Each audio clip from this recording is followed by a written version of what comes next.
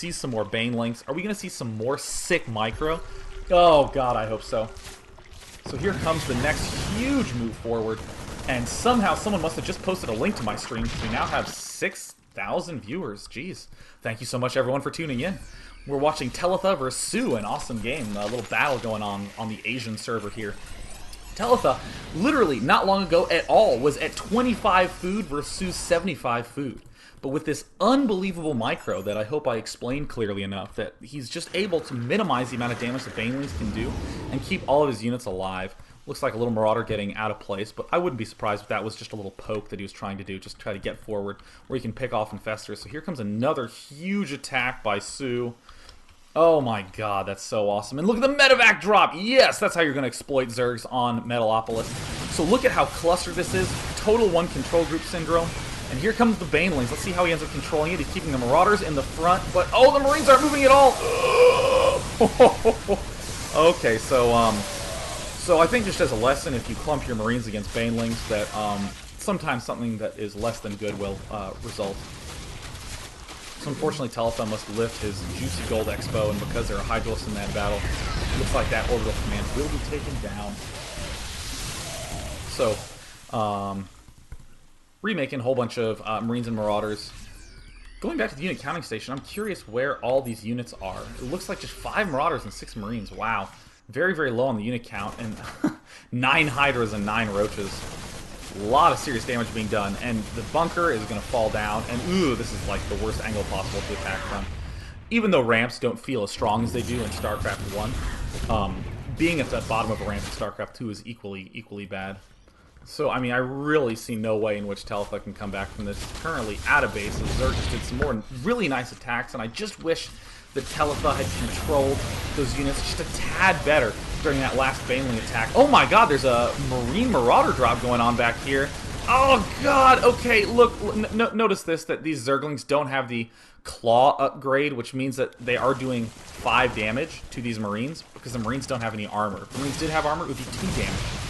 And Terran could have completely shut down this Expo. So Terran currently is just doing a whole lot of not mining, just taking this bottom expansion right here. But I mean, pretty phenomenal play regardless. There's no more Banelings, there's just these Marauders. Oh, and they just don't have any sort of upgrades. Whoop, just gonna slip up into there. Teletha looks like he's given the GG and has left the game with a Wartle Cardle. So, Jesus, that was pretty epic. I mean, of course, at this point in time, I would be delighted to take any questions, to do a little bit of a discussion nation. But I think what was cool about that game is we got to see how Ravens can be really potent in terms of unit mixture. And I think that a second engineering bay would have fixed a ton of Terran's problems.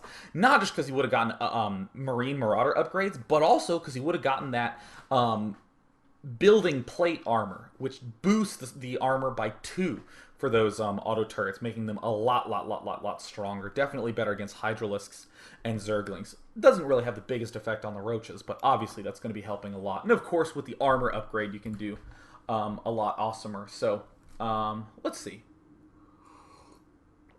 So, Rockman500 says, "Hey Sean, do you think that starting that match with a 9 pool was good?" And while I read this question out loud, I'm just going to get some Kleenex because, you know, I have a little bit of a runny nose. I just had a little bit of a cold as of late. That was wonderful. Fantastic. So, the question is, Rockman500 says, "Do you think starting that match with a 9 pool was good? Besides that he won, do you think you would have done something differently?" So, I think the big issue is that on that map, the close positions are really close, and the far positions are really far. So, a lot of players just try to get away with a 14 hatch every game. I was playing the little one the other day on Metalopolis, and the issue I had was that whenever I did try to go for... whenever I did go for a 14 hatch, if we're in close positions, he would just pressure me to the point where... Oh, Jesus, excuse me. He would pressure me to the point where I felt completely helpless. It would be just doom for me. In the other positions, I would have really long games.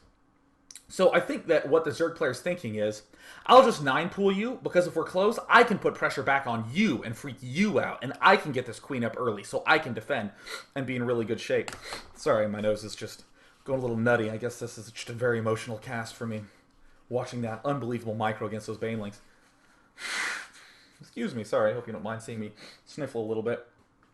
But um, I think that also on Zerg's mind was, well, if we are cross position, it's not the biggest deal that I'm not being hyper efficient early because the distances are so huge, so I have all this time in order to play passive. I actually think that Zerg would have had a lot more success had he taken his the top left expansion instead of the gold. I think that that is probably the best way that Zerg could have followed up in the mid game. In the early game, I'm still a little bit questioning of his plan. There's not been nearly enough experimentation with 9 and 10 pooling for me to be like, oh no, terrible, horrible. But I just at least wanted to put a little bit of reasoning behind it. Here's another great question. Did no concussive shells lose the game for Teletha? It's pretty easy to micro-stim Marauders against Banelings, even with speed.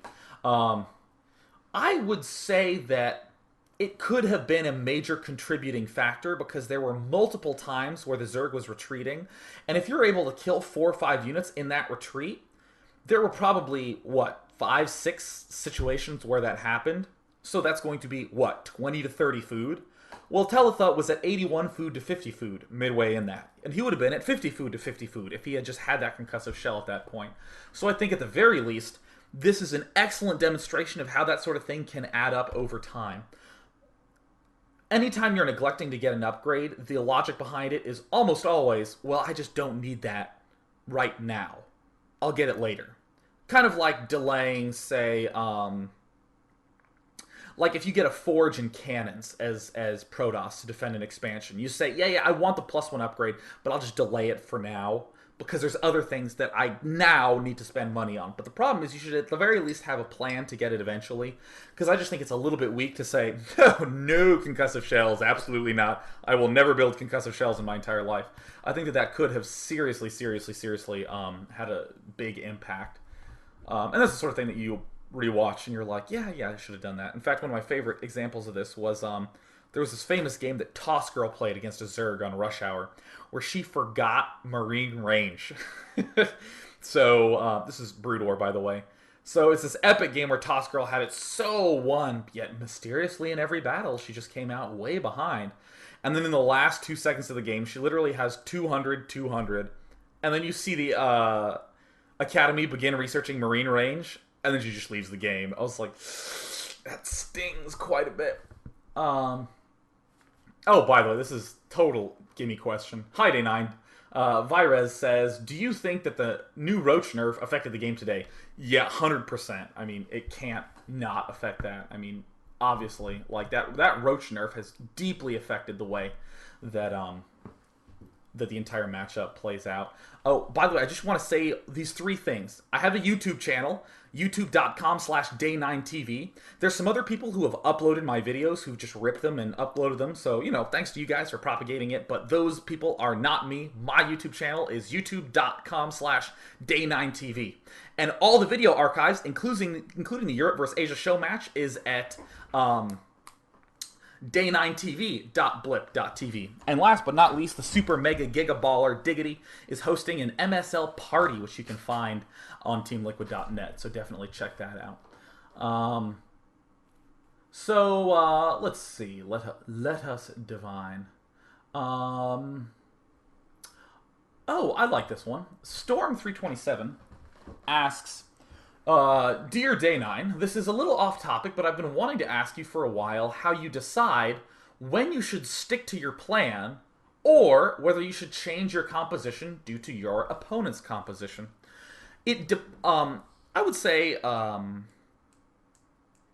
the biggest issue is, let's suppose I have my composition that I think, yeah, this is good. I'm going to be doing this. And then I see what he's doing, and my brain goes, wow, I think what I'm doing would be awful against that. There's one of 2 things you can do. One is, let's suppose you're clueless and you have no idea how to deal with what he's doing. You should say to yourself, I'm just going to stick to my plan, because in that circumstance, it can always be better. Or, what I favor doing a little bit less, I actually generally do this after the game, is I say, oh wow, that's a weird composition. Like, for instance, when I was Terran, suddenly people started going a lot of Void Rays against me. And I was like, oh wow, that's weird. I haven't really seen a lot of Void Rays, so let me try to make what I'm doing work. And I work with it for a while, and it eventually started to sort of smooth out. But Jinro just did something completely different. He said, this is weird, Void Race. Just do it to me. I want to experiment some.